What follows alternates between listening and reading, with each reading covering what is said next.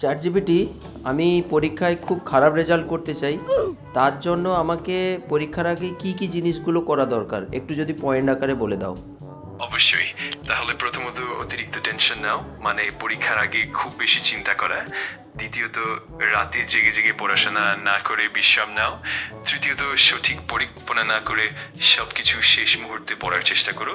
চতুর্থত, পরীক্ষা শেষে উত্তর নিয়ে আলোচনা করো, যা চাপ বাড়াবে।